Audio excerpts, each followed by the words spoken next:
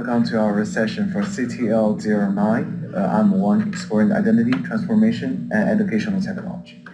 So I'm the facilitator for today, and we have our panelists already over here that already talk about their topics. So for the Zoom participants, this session will be recorded, and when it's prompted, please select "Got it" to ensure that you acknowledge that we're recording this session. And if you wish to keep you participating as a private, please make sure you turn off your camera or select "Stop Video" to make sure you are not showing your face. And also make sure that your name matches on the one that you used for your registration. For this session, caption is enabled.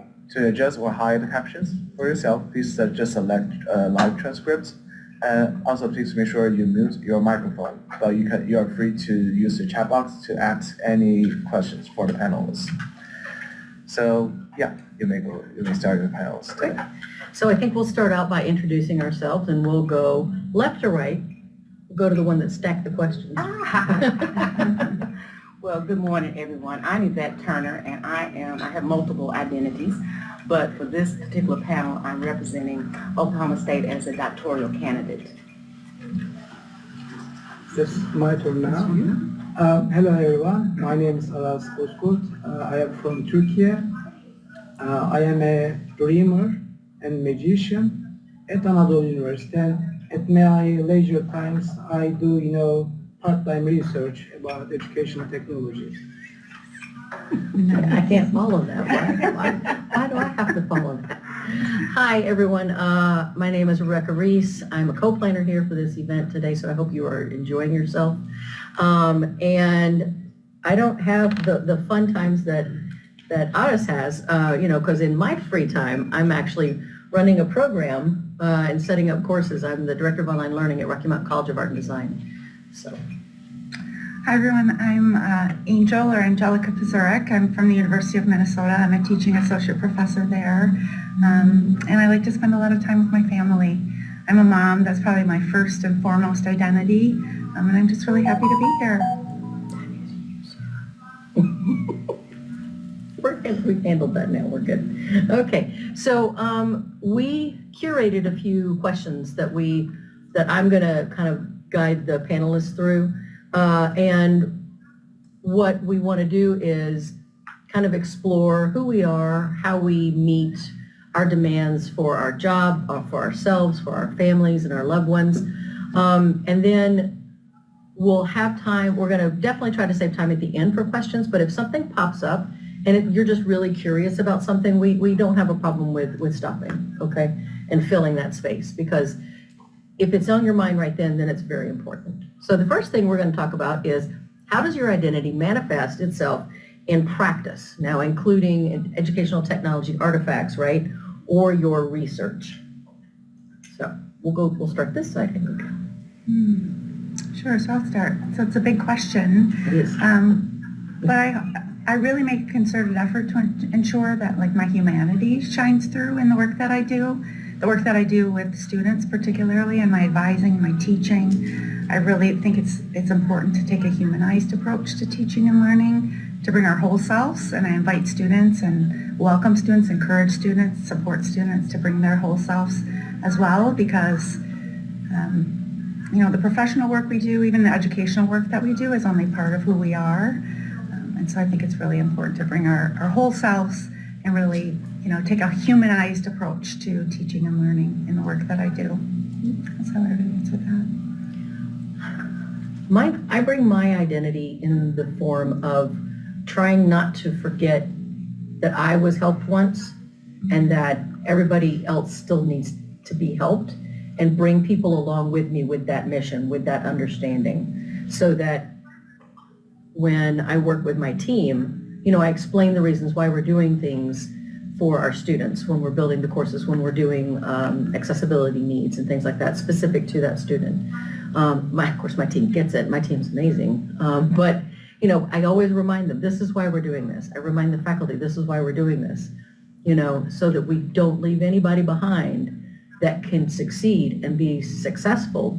Because if we didn't do something, then, or if we create a barrier with it, right? We just got to be really mindful of making sure that we do the best we can to keep everybody up with everybody else, bring them along. Indeed, as a researcher, which is my part-time activity, my identity shapes my design choices. But I also feel that there are many researchers in tech area or learning designers or instructional designers who knows the best thing. But knowing the best thing, I think it's not enough, because if you are a designer from a less represented group, then your choices really matters. I mean, that means what you do is not just a checkbox. I mean, I did this for being for inclusive design. You don't say that, but you do it because you believe it, because it is part of your background and your identity. That's really important. Another point is, I think being from a different cultural background is also important. As far as I see, for example, there are many students in the US, for international students. So let's say if you are an instructor from a different country, different cultural background, you can show more empathy. You can truly understand them. That's important. And one more thing, sometimes being the knowing the ideal things is not enough. Reality can be different. In many cases, institutional rules or demands can affect your choices. I mean, you know the right, but they demand something different. In such cases, I think that means there is a need to change the system, or to resist, or at least to advocate what is right. In terms of the learning spaces, I am trying to create open-ended learning spaces, and in many cases, I co-create the learning spaces. So in my courses, for example, there isn't a structured path that students can follow. Instead, we co-create it. Most of the weeks or activities are selected and shaped by my own learners. Nice. Thank you. Okay. Right. So thank you. Earlier I introduced myself as a doctoral candidate, but not only that, I'm actually a business practitioner too. That's my full-time job, and then my couple of part-time jobs like Aras is a doctoral student. So in my career in the federal government, one of the things that I had the great privilege of doing is working in civil rights and equal opportunity. Not the plan, I was a logistician, okay, by trade. And so in doing that, I became passionate about understanding the barriers and things that prohibit representation, prohibit the rules, the laws that we have around civil rights. So when I think about how my identity manifests in my doctoral program, go there, in terms of my research, one of the things that I discovered that I really wanted to do is look inside of learning design technology, ed tech, and understand from the groups that are underrepresented what is it, what challenges, what opportunities that we had, how was your doctoral program. And so my research is around the intersectional identity, where I'm speaking with Hispanic and Black African Americans in the field who are practicing, doing research regarding their experience. So for me, like I said, I wear different hats, but in my doctoral program, and just in life in general, I'm always curious about who's in the room, who's designing, who's planning. And so for me, it's just an everyday walk, but my research is around that. And being on this panel, when I look around, I think about you as a parent, we're educators, we're researchers, we're practitioners, we have other lives. All of those make a difference in who we are and how we think and how we walk every day. So that's me. Yeah. Like that. Yeah, and I think, our lived experiences shape our identity and who we are, and I just appreciate everything that my colleagues here have shared, because it's just so important to ensure, that we make space for, we create space for multiple forms of representation, expression in our identities, things like that. And I follow a similar path in my design work and in the way that I teach. I design my classes and I teach my classes, so I'm kind of twofold there.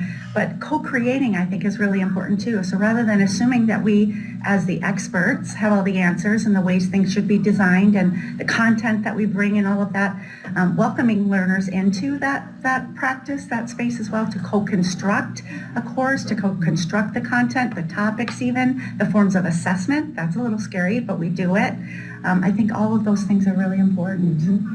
And I can appreciate that. I had not, coming from another area, I had never been exposed to the co in the classroom or what have you. So I can remember my first class with my advisor. He was like, okay, we're going to create the curriculum.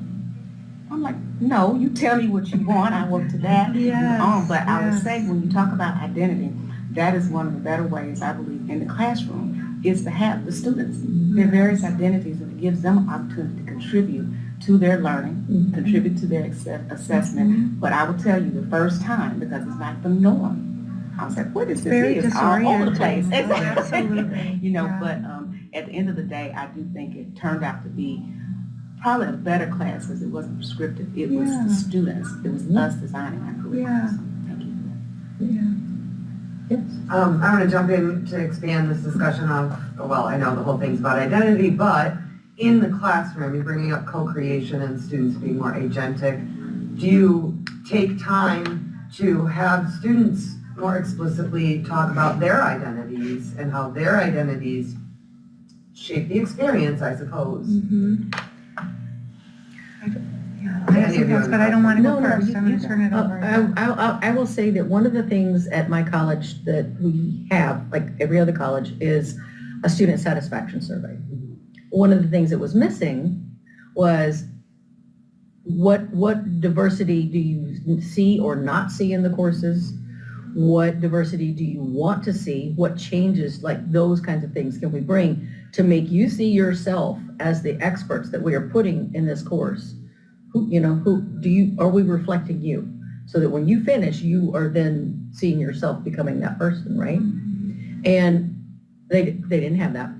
And so I'm on the DEIA committee, and I said, well, from my group of my team, I want to get a subcommittee, and all we're going to do is we're going to work on questions that we want to bring in. And it took us about a year, and we crafted 3 questions that went into an already kind of long survey, but those questions are consistently answered by our students to bring in that information, and it has really helped us to understand we know who our group is, we know who our audience is, but we don't really know them.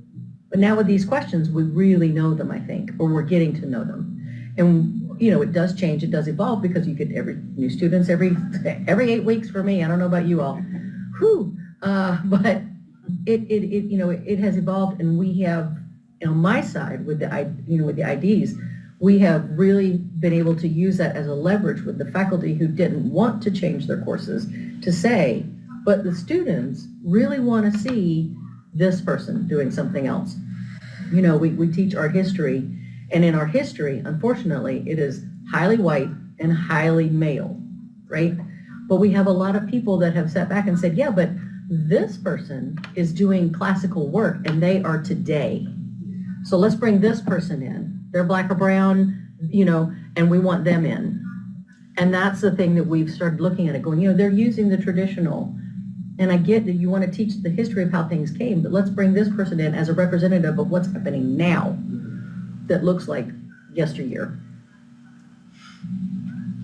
So as a student, what I like about co-creation and identity is, for me, it became organic. Nobody said, this is who I am, this is what I have in my backpack. It became organic as we formed groups, as we formed teams. So I can't say that it was driven by the instructor to identify who you are and so on and so forth, but as we began to work together, as we understood the course and the objectives of the course, I think identity, revealing it, just became organic as we began to form. And it may not always be organic. It may not always organically happen. So as a facilitator, I try to intentionally design opportunities for students to talk about those things. And we do that right away from the beginning. And I've learned through the work that I've done in, diversity, equity, inclusion, that in order to understand and appreciate other forms of identity, other like gender expressions, racial differences, things like that, you have to understand your own identity first and then be able to appreciate others. So we talk about our own identity and then the identity of our peers, in the class. And also I think it's really important to talk with students about identity development and provide supports and opportunities for identity development. That's perhaps most challenging with doctoral students, but it's really important because we want to help them make the shift from student to scholar, but understanding where they are in that process and where they want to get to, where their goals are and things like that, how to shift that identity from being like, well, I'm just like this passive recipient where I'm just taking in all this knowledge. Not necessarily. You bring a lot of lived experience to the table, a lot of expertise in your professional backgrounds and things like that need to be respected and honored, so that you feel like a valuable member of this learning community. But also it's really important as we get to like written prelims and oral prelims and things like that, like feeling empowered, like I do know what I'm talking about and I do have a voice here and I want to share my voice and I want to share what I've learned. I don't just want to cite what other people have been doing. This is what I think, this is how I'm theorizing things. That's what I try to help doctoral students in particular get to.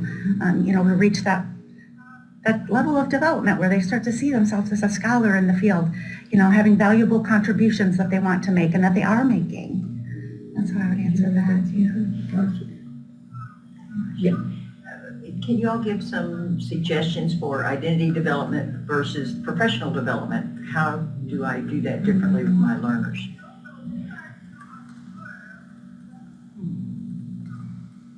So for me, I believe that the exposure, the experiences, for example, I can remember the first time I was introduced to the AECT convention and the opportunity to submit a paper. I can remember my instructor having us write this paper as part of the class and expecting for us to actually submit it. I'm like, oh no, that's not me. I don't know how to do that or what have you. So I came to the conference and I started to look at posters and stuff like that. I'm like, man, I could have done this. And what she said to me, had I known that it was your self-efficacy and that you were nervous and didn't think that you had, she didn't say identity, but that's what it was, the identity to be able to do this, then I would have pushed you more. So that, to me, became a pivotal moment in my identity and developing my identity as a scholar and as a researcher, is that it was there, but because I had that other dominant identity, the business identity that I living off of, it was hard for me to see that. And so I remember that incident. And then fast forward, as I was visiting the campus, and my friend, and here will remember this, we were having dinner, and I remember the same professor saying to me, you have developed your research identity. And that was like the moment that really sparked for me. But what I'll say is being a professor, a faculty member, an advisor, pushing the student to expose themselves, to not be afraid to, if that's what you feel passionate about, to talk about it, to sign up for the poster session, to submit your abstract for a session, and it doesn't have to be perfect. You just got to expose yourself to it. So for that, I am most appreciative of, as I get ready to defend my dissertation, and all of the things I've done last year and this year at AECT have been around my dissertation. I say just exposure. Just don't, as a faculty member, don't be afraid to expose a student who may not come in with a research background, who may not get it right or perfect or whatever the case is. And for the student, don't be afraid to believe what you believe. So that's my 2 cents. From one student to your student. All right, so let's pop another question in here and kind of keeping it going. Considering the diverse backgrounds in educational technology, instructional design, how can we ensure equity inclusion when designing online learning environments? How can we make it where it feels like everybody's at the table? It's a round table, right? Okay. First, I would like to emphasize that the words equity, inclusion, and social justice are loosely used in the educational technology area. As with multilateral roles, what I see, sometimes people just use it as a lipstick service. I mean, they just believe in these terms, but they just use it. And another thing that bothers me, most of the institutions use these terms for PR and promoting purposes. So, from my perspective, these points bothers me. That's why in the first round, as I mentioned and highlighted, I try to create an open space. So rather than putting my own values and ideas, I encourage my students to create these inclusive spaces. So these spaces are their own choice. To do that, I provide them more autonomy so that they can freely act and express themselves. This is what I do on my side. Yeah, so I consider Aras not just a colleague, but a dear friend of mine, because I appreciate his values, his educational philosophy, and the way that he approaches practice, because I do things similarly in the classes that I teach. I think it's really important for students to feel that sense of agency. As you mentioned, they have the autonomy to make choices. In the beginning, as Evett said, that's very disorienting to some students. It was for me as well, because I come from a dental background. So I went through dental education. I was a dental hygienist. And that is very prescriptive. It's very rigid. It's highly structured. I wasn't allowed to make choices. And to some extent, understandably so. You need to learn that foundational material and things. So when I started my doctoral program, it was very disorienting to me. And I was conditioned to believe that I didn't have that agency or that autonomy to make those decisions. And so helping support students in that, understanding where they are in that, if they may not feel comfortable, but then, encouraging them to trust the process, because at the end you realize it is a really empowering experience. And just providing opportunities for students to ensure that they feel valued, that they feel seen, and that they feel heard. So my teaching is very relational, and I encourage that among learners too. So I'm not just the only one doing that. I put in supports where students can do that with one another. So they have peer supports, we work in small groups, things like that. It takes a lot of effort, because you're not just, teaching the content, you're also teaching those things as well, just learning to appreciate other people's perspective, learning to work together, to collaborate and things like that. So it takes a lot of effort. I really appreciate small class sizes. I'm at the liberty to do that in my program. We have very small class sizes. I think that would be much more challenging if your class sizes were larger, but that's the way I approach that in my work. Sure. So the online learning part, a colleague, this is not my experience, but I do get it. When I asked him to talk to me about his experience in designing, and when it comes to equity and inclusion, he mentioned a time when he was working with a group of folks and they were just doing a gamification. And so they had students that were going to, work in that and were happy to do beta testing. And so the students became very quiet and they didn't really engage. It was a basketball court and tennis court, so like that, athletics. And so they stopped because they couldn't understand. They've done all this gamification, all these things moving around, all this learning in here, but the students were not gravitating to it. So they stopped and said, okay, what's going on? So what these urban students said to them is they did not recognize the basketball court. Their basketball court didn't have I'm not a basketball person, didn't have the nets on it or what have. There was no net.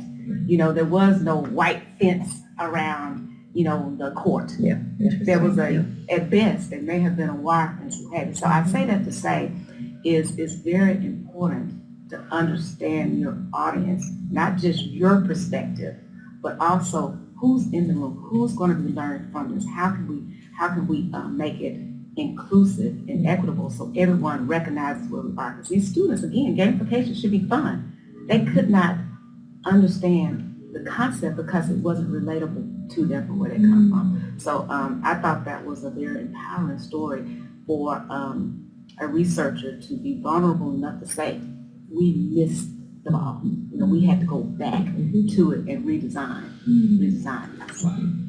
So that, I just thought that was, when you told me about it, I said, man, you really gonna share this? You messed up here. You know, what have you. But, yeah, just thinking about who's gonna use this. Will it resonate, you know, with them? Can they expose, you know, the exposure? I would like to add something else, you know, to try to integrate these terms into our practices, we usually try to redesign our learning environments. But what I believe, I just realized during your words, rather than prioritize the learning environment, I think we have to focus on the learners. So encouraging and empowering their agency matters most. If you give them the power, then perhaps, you know, in many cases, the learning environment and space will be equitable and inclusive. But if you provide them a predefined path, it will not happen. Right. And I always say that my biggest priority as a teacher, I've been in higher education for 25 years. I've taught a variety of different subjects, content areas, whatnot. My biggest priority as a teacher is to help the learners that I work with feel confident in their learning and their ability to succeed. Because there are so many people that come to education very privileged, but there are other people that come to education as like a path to a better life. That was my background. That's how I got there. I try to remember that too, that like if you feel empowered in your learning and your ability to succeed, I believe in full human potential, my humanist approach to like life. And if you help someone feel really empowered in their learning and their ability to succeed, I really truly feel that the sky's the limit for them, you know, and it's amazing what they might be able to do, you know, after they leave your classroom or they leave your academic program. So if we can do that above and beyond teaching physics or learning technologies or instructional design, you know, it's really, the sky's the limit for those folks. It was for me, you know, and so I think about that a lot in my work with learners. Yeah. Right, I'm going to shift gears a little bit, okay? We're going to move into the world of research and literature. So given the gaps in literature, what kind of research initiatives do you think are needed to better understand the identity of learners that we serve, and how do you see that actuating? How do you see that becoming like a thing, right? Putting it in practice. Can I start? You absolutely. Yes, please. Again, you know, there are many colleagues here with different tutoring roles, and another thing that really bothers me is people really like positive spotlight. And from this perspective, I think implementing an experimental research or using a survey with self-reported responses doesn't matter. And some people argue that we have to conduct longitudinal research, but what I believe, qualitative research really matters in that perspective, because we are not trying to generalize our findings, we are trying to understand that. And from the qualitative perspective, phenomenological studies really a good fit. Are you reading my notes, Aras? I'm not going to say that you did take your phone a minute ago. Please keep going, I'm sorry. These studies are really important. Not directly related to our topic, but I also believe in that we have to try new experimental ways. For example, George Valencianos, he mentioned about speculative futures, and he really doing a great job of this. And this, for example, an innovative approach for me, or as in the case, the current, manifesto paper, we are trying to approach from different perspectives. From the methodological perspective, now we have to leave, all these traditional research paradigms, because, they also have some rules and dogmas, so if you blindly adopt them, willingly or unwillingly, you accept these rules. So, yeah, qualitative. We should go for qualitative research. Nice. I agree. Yeah. I agree. I think we all agree with you. Yeah, absolutely. So, yeah. Because we're particularizing. If we really want to get to know who people are, I think we do need to particularize. And if we're talking about people's different identities, I don't think generalization is the way to go. I don't think that gives us the insight that we need. And I'm not saying that those things aren't valuable. I'm saying to explore these things in more depth, the way that, the question was suggesting. I think that qualitative, naturalistic, interpretive inquiry is really important. I appreciate what Aras said also about phenomenological inquiry, so understanding lived experiences, because as I mentioned, I think that our lived experiences shape our identities, our identity. I would also recommend, and so focusing on the learner experience I think is really important in order to understand identity. And then also I would suggest more studies on identity development, as I was talking about earlier, like how do students make that shift from student to scholar? Let's demystify that a bit, understand what that experience is like, because that will maybe give us insight to help us better support that in positive ways. Yeah. So I agree with both of my colleagues. Qualitative research I think, should be the most important right now for this field.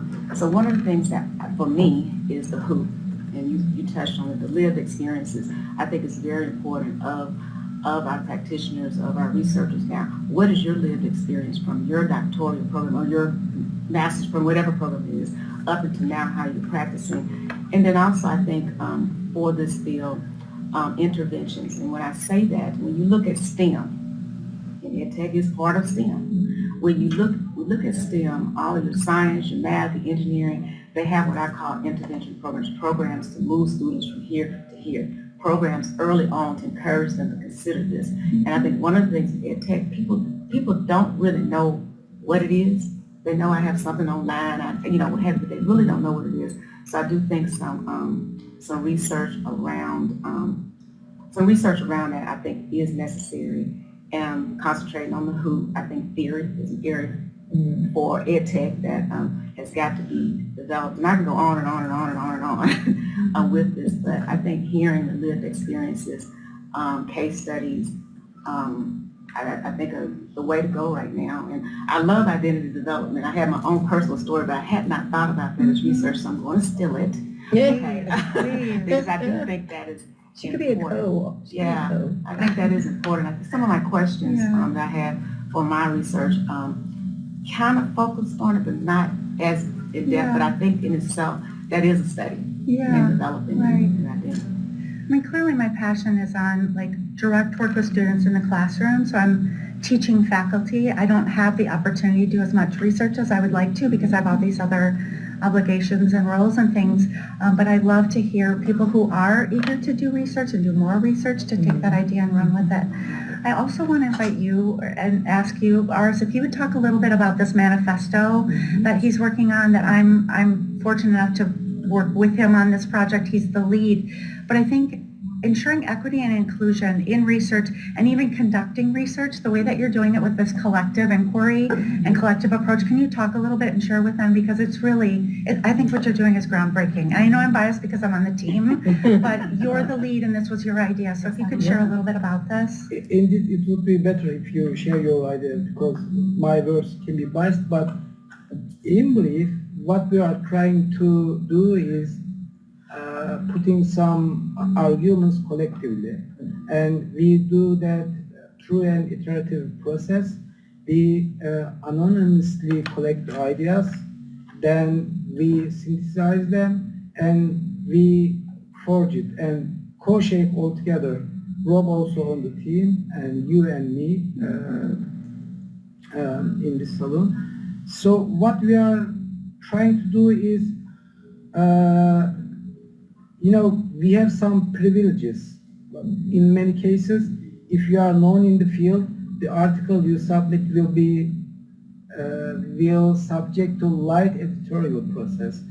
So to lessen this kind of potential risks and impose your personal reflection, beliefs, and ideas, we are trying to put something collective, because what I believe that collective stance, especially in these days, really important. And you can also add a few words, because I lead the project, I can be biased, but this is what I believe. Yeah. So Aras' work, not only in obviously the way that he designs and teaches classes, because he shared all that already, but I can share a little bit of insight from my experience working with him as a co-researcher, like a co-writer, a collaborator. He's very inclusive that way as well. He has a beautiful gift for bringing people together from literally around the world. He has a really strong network, but people also trust him because of the level of quality of his work. And so in two projects now that I've worked with him, he brings researchers, scholars, educators from different areas around the world, global and like the global south, global north, western, eastern, all coming together to contribute to the research project. So recently, like right now, we're working on this manifesto for generative AI, and so we're sharing our perspectives, how we see things being done in our country or our institution, our classrooms, our ideas and like how we're theorizing generative AI, things like that. So we all contribute, and then he and his like closer team of like, doing the data analysis and the data collection, bringing in all of these narratives and all these contributions, and then like weaving them together into a tapestry, doing the data analysis, doing the writing, and then the output is this really rich, beautiful, like multi-voiced representation of how different people are thinking about things in different areas of the world, different institutions, and how we're all contributing. And so then we feel empowered as, like I'm a teaching associate professor at the University of Minnesota. Like I'm not doing a ton of research. My name isn't really out there that much, but I feel like I'm really valuably contributing to something that's really meaningful and has a big impact that I'm really proud of. So Aras has done a beautiful job of like advancing equity and inclusion in those terms as well, that I think really needs to be illuminated. So thank you for the work that you're doing on this. Yeah. Before we move on other questions, can I add one more thing? You do, yes, you do you, sir. Okay, already I brought this, so I have that. Because I actually had a different question. I was going to change it a bit. So go ahead. Again, I'm approaching from the quantitative perspective, and just imagine the normal distribution curve. There will be outliers. But now we are talking about these outliers. So whatever measures you take and whatever the research is valid and reliable, we ignore these outliers. That's why, especially for this type of studies, I strongly reject quantitative approach, because from the beginning, we are not inclusive. We're not numbers. Yeah. Exactly. We're not a number. Exactly. Right? Yes. Yeah. Yeah. So we had another question, but I'm gonna riff. I'm gonna change. So my last question to everyone is, so knowing where you are now, knowing where you came from, what is your next thing? What is the next version of you? You're in your cocoons and you're coming out. What's gonna come out? Oh gosh. They didn't expect this one, so they didn't get to prepare. It's so good. I know. Because I believe that identity too, like we're always unfolding, like we're always in a process of becoming. Like Michelle Obama wrote that book, love her ideas. And I return to that a lot because like we're always in this process of becoming. Yeah. Yeah. Well, thank you for the question. Yeah, absolutely. It's a tough one. You still have to answer beautiful it. Though, and I'd like to hear from everyone on that. What is it becoming? Huh? I'm sorry? What is it becoming? So, I've often thought about that word. well, and so like for me, because I kind of gave it, I had a half second extra time to think about it. So, you're welcome. So, when I think of becoming, I think of evolving. How am I changing? How am I growing? Yeah. So how am I becoming the next version of me? And what does that next version of me look like? Is it still in ID? Is it in a different form? So when I started my life as a little bitty thing, I told my mom, this is what I'm going to do when I grow up. And my path actually has been on that trajectory. I told my mom when I was little that I'm going to work with persons with disabilities. It's going to be a thing. And my mom was like, that is not a thing. That people don't do that. This was 1972-ish, right? A long time ago. So, but I got my bachelor's in communicative disorders because I had a friend that stuttered. And then I got my master's in therapeutic recreation because I wanted to be able to help people to be able to have fun and play and enjoy things, right? Because I like seeing people have joy. And in learning, you have to have joy. So then I went into instructional design, right? And I like seeing that joy that people get when they go, I did it. Yeah. They're walking across the stage and they're like, Evette's gonna have that joy real soon, Yeah, So for me, that next phase, and I kind of alluded to it earlier, is how do I now take the people that are having that joy to become and sit in the spaces that we sit in so that they are becoming the next people that are lifting people up and bringing that joy to them. So that's my next evolution. I like that. Like I talk all the time. But, oh man, it's such a loaded question. So for me, like I mentioned earlier, I'm a logistician by trade, and if you know logistics, you're all over the place. I didn't know what I wanted to do when I grew up.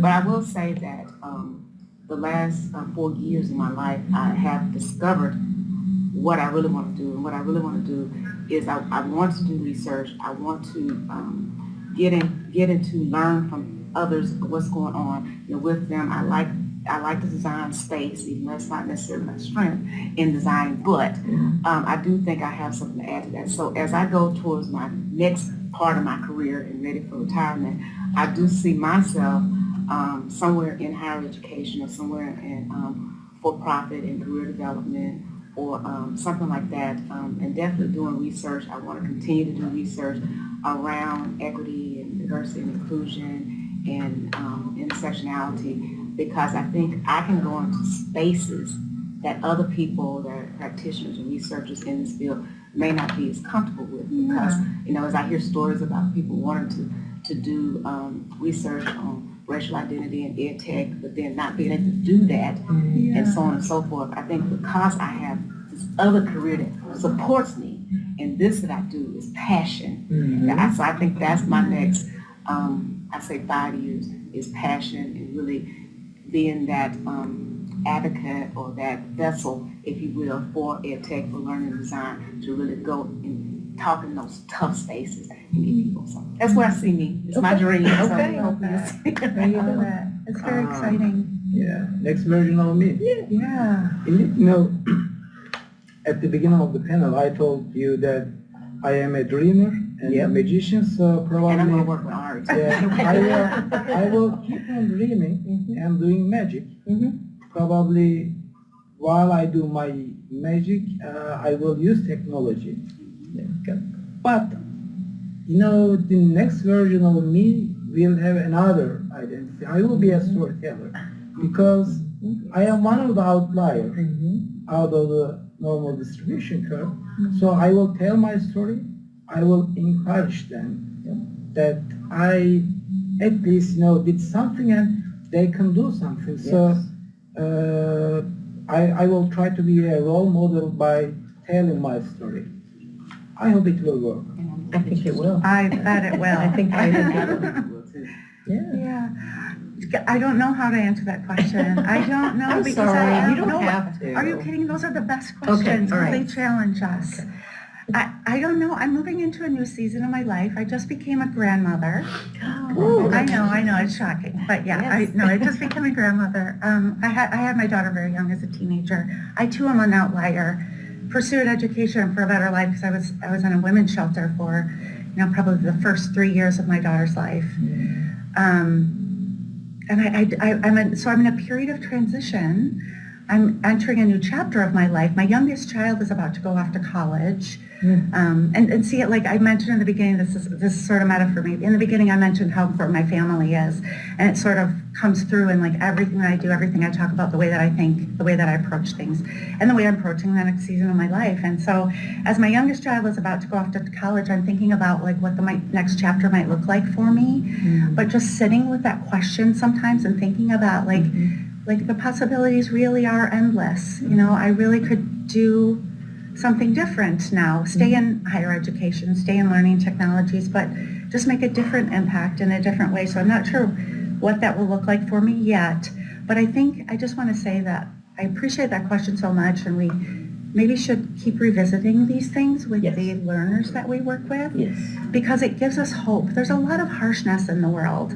I don't know if you've noticed, watch the news, but there's a lot of darkness and there's a lot of harshness. And when we find hope and optimism, when we have the audacity to believe that better things are possible, that's where we get that traction to really do good things that really have an impact and make a difference. So if we can find those spaces, those glimmers of hope about like what's next, what is the next possibility, that's where we really can gain our energy. And so I'm going to take that question back to my classrooms. Oh, good. And I'd like to hear from some of you as well. Like what is the next version of you? Like what's next for you? That's really exciting to think about. And maybe you don't have, like maybe like me, you don't have an answer, but it's a really fun question to think about. Yeah, it is. And also too, we can check in with online and see if did they have any questions that came up? No? Okay, we're good. I'm going to create more Evetts. So she is my creator. I remember saying, hey, I heard about this doctoral program. Can a business person do it? Of course, she said, and so the rest is history, and I am most appreciative for that sense of belonging and being accepted into it. So thank you. Nice. Dr. Sky, you're newly minted. Say again. I said you're newly minted. What's your next version of you? What's the next? Where are you going to go next?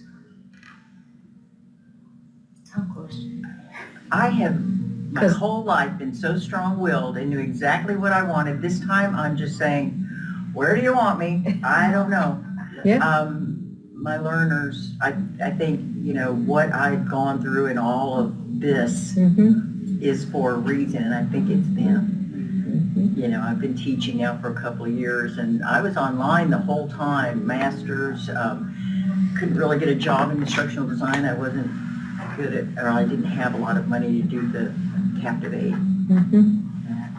But I did move to the big city to try to do that, and got to work for an IT company and got a real good injection of professional organizations and how important it is for professional development. My background's radio and TV, but I ended up, my first career test was it said I should be a teacher. That was in junior college, and I went into radio and television. But I ended up teaching in every job that I had. I was in community media showing people how to cross the digital divide. So I think I'm in the right place. Now I just need to know where to go. To think about being online, and this was pre-COVID, and then through COVID is when I was working on my dissertation, but completely isolating. Unless I'd go to the organizations. And then, you go to professional organizations and it's just big and you don't know anybody. So I really don't know anybody, even though I know people from all over the world, from all of my different incarnations of myself. I'm just hoping I can put all that together and do something with it. You will. You will. But I'm getting a lot of mentorship here, and this is the most motivating. I can't believe I came here Monday morning because this is the beginning of my week, and I'm really excited to be here, and you all have really helped inspire me quite a bit. Oh, thank you. Okay, you are from media or? Yeah, radio, television. Yeah. Anybody have different career paths before here? dental hygiene. Ooh. I was a dental hygienist. Really? Yeah. I was a bartender. Really? One day, somebody told me, what's your next version? And I told, I will be a researcher. Yeah, Right? there you are. Nice. Interesting. Honestly, I worked as a bartender for 15 years. This is the longest term in my Yeah. career. I love that. I love that. I have a question for you guys. At the keynote yesterday, he talked about the importance of fiction and integrating fiction stories into this. In hearing you talk, it keeps popping into my mind.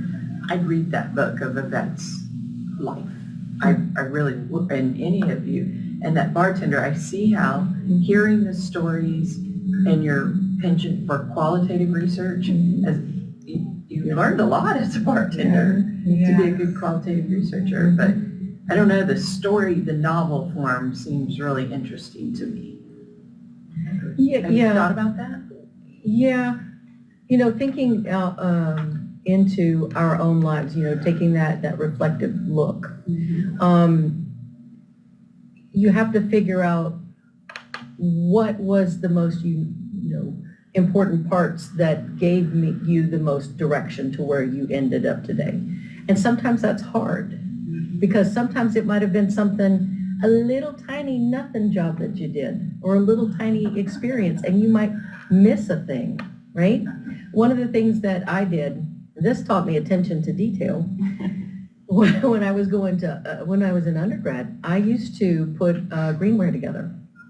So I poured slips. I don't know if the molds. So you know how you get ceramics sometimes and they're painted. Okay, well these would be before you got it, and we'd have a mold and they'd pour the stuff in there. I forget what it's called, and then you let that sit and you pour that out, and then I would take those pieces and I would clean them and I would put them together because some of them you couldn't have them be all together. I'd literally have to join them. And that was a thing that I did for a number of years while I was in undergrad. And that taught me how to be detail oriented because I wanted to make sure that when that person picked that up and those cherub wings were on there, one, they were not going to come off. And two, you weren't going to be able to really see that join. We're going to feel like that was one solid piece. And so that's a piece that I would put in there. It would be a little small piece of a chapter, but it'd be hard to parse all that out. You'd really have to spend time on that. Yeah, thank you for that. Anybody else? Yes. Yeah. Okay. Any other? Any other? I like your question. I was thinking the same thing. Is anybody else coming into this field? Yes. So I'm an instructional designer, and I've been in education my whole professional life, but I used to be an adjunct instructor, and then I sort of got burnt out before COVID and came into this field and knew nothing about instructional design. Like most everybody. Yeah. Still can't really define it. Welcome. Yeah. And got my first job right as COVID hit, and so that was really interesting onboarding. So I've always sort of felt like I'm always going to be a newbie in the field. I met someone a couple days ago that asked me a couple questions, and I was able to answer her. And for the first time ever, finally felt like I belonged. Yeah. So I feel like with your discussions about making spaces for our students, do you also incorporate those kind of achievement milestones or like acknowledgements or things like that to help motivate them? Ooh, for students, do you do that? You have to. Yeah, it's a great idea. Yeah, to talk about those things, and we do. So I teach all levels. I teach a lot of undergraduate courses, but then I also have the privilege to teach some graduate level courses and doctoral level courses every once in a while as well. And we talk about things like that in the doctoral level classes as we talk about identity development. I mean, like we really interrogate that. Like, what does it mean? And I have them work. They do a reflective journal, so that they're writing and they're processing their thinking, and then we talk about it as well, so they can like verbally process and like riff off one another and things like that, share ideas. But I think that like that metacognitive processing is really important in identity development, like who am I, what do I bring to the table? And so I encourage them to write about those times and then to come back and share with the group about things like that as well. I also want to touch on something you mentioned about that sense of belonging. And it relates to what I mentioned earlier about helping learners feel a sense of accomplishment, feel, I lost my train of thought, feel like they bring valuable things to the table so that everyone feels valued. And so, questions like, what have you done in your background? You may be a brand new doctoral student, first year, you're like, oh gosh, I don't really know anything yet. Well, actually, you do know a lot. So let's talk about what you do know, what you do bring to the table. What did you learn as a bartender during all that time? Or what did you learn, as Rebecca talked about her job, about, being detail-oriented and how much quality matters and really paying attention to those details and things. Like, that's what you contribute to this learning community. That's what you're going to contribute in the future to the work that you do. Those things are really important. And so, like, shining a light on them instead of just letting them be like dismissed, I think is really important. So that's the role of a good facilitator, a good professor, mentor, advisor, is highlighting and illuminating those things as well, helping you appreciate them, but then helping everybody in the learning community appreciate them as well. Yeah. Okay. And just, there was a GSA session I was in yesterday, and one of the questions, it was to talk about their portfolio and how do you develop a portfolio, how do you bring things into it, and one of their questions was, well, how do I do my elevator pitch? And I went, okay, stop. You're making yourself panic over something that's literally going to take you years to figure out. Don't think that you're going to be able to be like, hi, I'm an instructional designer and this is what that is. No, that's not going to happen. You can start working on it now, but you have to make sure that you integrate yourself into that pitch, because if that's your pitch to a potential, employer, they need to know you, not just what you do, because fortunately for all of you, most people know what we do now. Most people know who we are now. They still try to put IT people in our position, but that's fine. Right? But they need to know who you are so that when you're coming in, what are you bringing that's going to be different and be valuable to them? What is your value? Because ChatGPT can spit out an elevator pitch for you, Yes. real fast. Yeah. But you're the humanity behind it. You animate that. It becomes a part of your narrative, how you will describe what you do and why it matters to you. That's what's really going to be important. Yeah. In my other career, I do a talk with graduate students on communicating. Technical is great, but how do you communicate the human? And as a communicator, you understand exactly what I'm saying. So I do think that is important, the elevator pitch. How are you communicating to the layman person? So I think that is very important. Yeah. We have about 3 minutes left. Is there anything else anybody'd like to explore or share? I can do cocktail. You could do. Aras is bringing us all cocktails, so just wait over in the corner over there. He'll be there. It made me think of the movie Cocktail. I want to see him spin the bottles and stuff. I can also do that. There you go. Can you still do that? Yeah. Oh, shoot. That's What do you play? multi-talented. Musician? I was a bartender. I mean, Bartender. it's kind of the job. I mean, the Yeah. show and Yeah. Show and tell. Mixologist. Show and tell. Well, I would love to thank the panelists for being here today. It is my pleasure to meet the two of you, because I've not met you before, so it's lovely to see you again, my friend. I welcome all of you. If you see us in the hallway and something inspired you and you want to ask us a question or spend a few more minutes with us, please don't hesitate to reach out to us. As anybody at AECT will say, and has probably already said to you if they haven't, AECT is your family. It is your home. We are all your brothers and sisters and cousins and aunts and uncles, and so we're all approachable. So thank you for being here. And this is one of the best divisions, I'll just say. I don't know, I'm DDL too though, so I don't know, don't I tell said them. one of the best. Okay. All right, thank you, Rebecca. Yeah, absolutely. Thank you. I really loved this. This was Yeah, it great. was super fun. By the way, did you meet before? No, Really? this was it, right I know here. Rebecca, because she's a Yvette, rock do you star want one of here, the- but No, I haven't had a chance. Oh, yes, you are. No. I've not had a chance to meet you face to face. Yeah. Yes, oh, yes. Yes, let's do that. Be okay. Studios, I put my computers. Yeah. We'll put the darker colors on the outside. That works.